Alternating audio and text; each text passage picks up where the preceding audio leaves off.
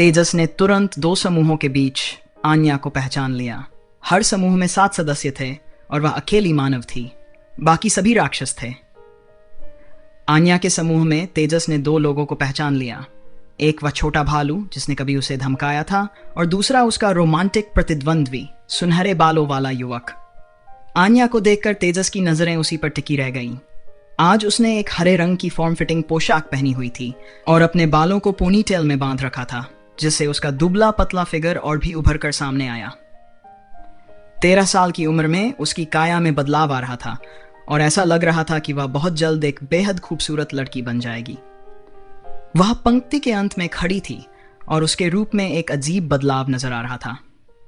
पहले आन्या के बाल काले थे, लेकिन अब उनके लंबे बाल नीले रंग के हो गए थे और उसकी हर हरकत के साथ लहराते थे। उसके हाथ में एक पतली तलवार थी जिस पर पंखों की सजावट थी। क्या ये मोर के पंख हैं? तेजस ने आश्चर्य से आन्या के हाथ में हथियार को देखा और उसके मन में एक विचार कौंधा। उसे तुरंत गौतम की कहानी याद आ गई। काली नगरी में शासक शक्ति एक शक्तिशाली जाति थी। यह राक्षस जाति एक समय में पैतृक दरबार में भी प्रभावशाली थी, लेकिन सम्राट की मृत्यु और नए शासक की अनुपस्थिति के कारण उनकी ताकत में कमी आई थी। फिर भी वर्तमान सरदार एक महान दानव राजा था, मयूर, महान दानव राजा। आन्या के परिवर्तन से यह स्पष्ट हो गया था कि उसका राक्षसी देव परिवर्तन मोर था, मोर परिवर्तन। उनकी रक्त संबंधी विरासत काली नगरी के शासक की वंशावली से जुड़ी थी। अब तेजस को सब समझ में आ गया। क्यों आन्या की मां शहर के बीच दूध की चाय की दुकान खोल सकती थी, क्यों आन्या काली नगरी की सबसे प्रमुख अकादमी में पढ़ाई कर सकती थी, और क्यों राक्षस भी उसके प्रति दुर्भावना नहीं रखते थे, भले ही वह एक मानव थी। यह सब उसके वंश की वजह से था। वह मोर वंश की वंशावली से संबंधित थी, और यह कोई साधारण मोर दानव वंश नहीं था। वह मोर महान दानव राजा के सबसे शुद्ध वंश से थी। यही एकमात्र बात थी जो उसे काली अकादमी में अध्ययन की पात्रता प्रदान करती थी। जैसे ही तेजस ने इन विचारों पर ध्यान दिया, उसे अचानक सिर के पिछले हिस्से में दर्द महसूस हुआ। रामू की धीमी आवाज उसके कानों में पड़ी, क्या देख रहे हो? काम पर वापस जाओ। हाँ, तेजस ने जल्दी से जवाब दिया और अपनी नजरें हटा ली। तेजस ने पहले ही देख लिया था कि आन्या वास्तव में बहुत आगे बढ़ चुकी थी। भले ही वह पीछे तैनात थी, लेकिन वह मैदान में प्रभावशाली भूमिका निभा रही थी। मोर पंखों के हर झटके से छोटे छोटे पंख उड़ते थे, जो मध्य और लंबी दूरी पर विरोधियों पर हमले करते थे, उनकी हरकतों को बाधित करते थे और अपने साथियों के लिए अवसर पैदा करते थे। जब भी कोई प्रतिद्वंद्वी नजदीकी हमला करने की कोशिश करता, उसकी टीम की साथी पूरी ताकत से बचाव करती और विरोधी को कोई मौका नहीं देती। वह टीम की मूल शक्ति लगती थी। सुनहरे बालों वाला युवक दानव अब कहीं ज्यादा ताकतवर हो गया था, लेकिन उसका रूप मानवीय था। वह एक सच्चे दानव की तुलना में राक्षसी देव परिवर्तन के सक्रिय होने के साथ एक मानव जागीरदार जैसा नजर आ रहा था। उसके लंबे सुनहरे बालों से एक चमकदार रोशनी निकल रही थी और उसके हाथ बहुत बड़े हो गए थे। उसकी हथेलियों का हर वार प्रतिद्वंद्वी के लिए एक गंभीर खतरा बन गया था। यह युवक गोल्डन लायन कबीले का सदस्य था, जो सिंहा दानव कुलों में सबसे महान वंश था, एक स्वर्ण वंश। इस कबीले के युवा सदस्य के पास कम से कम 8वें क्रम की साधना थी, जबकि तेजस की धारणा के अनुसार आन्या 7वें क्रम पर थी।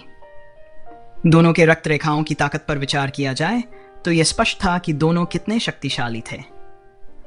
दोनों पक्षों के लड़ाकों की संख्या 7वें क्रम के आसपास थी और प्रत्येक पक्ष के केवल 2 नेता 8वें क्रम पर थे।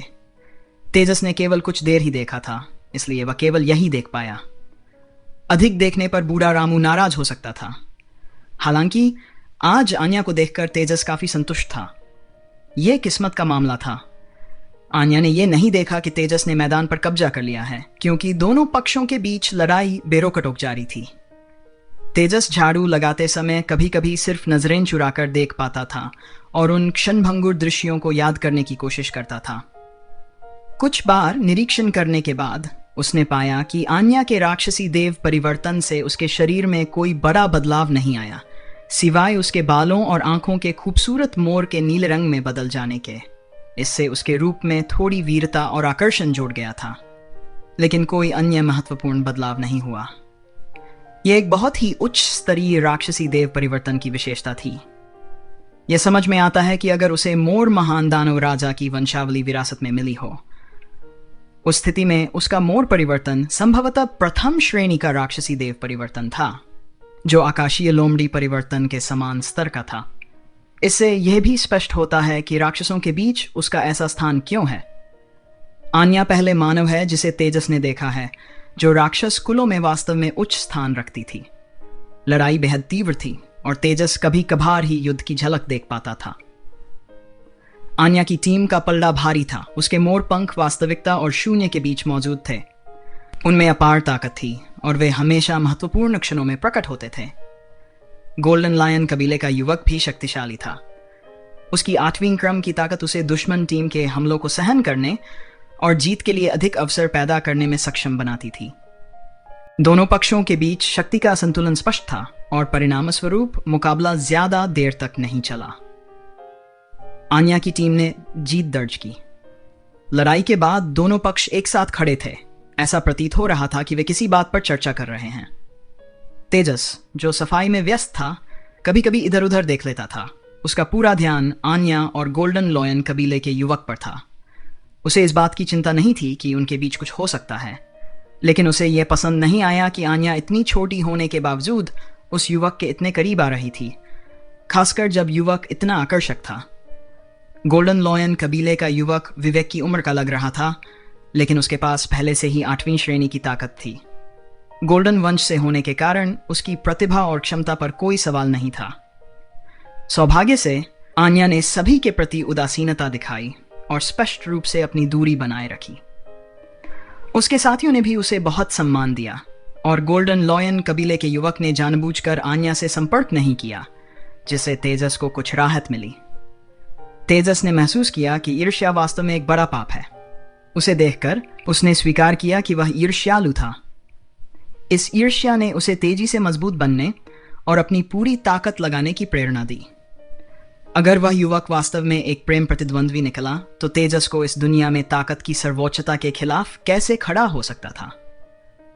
जब आन्या और उसका समूह अपनी चर्चा समाप्त कर चले गए, तो दानव युद्ध क्षेत्र शांत हो गया।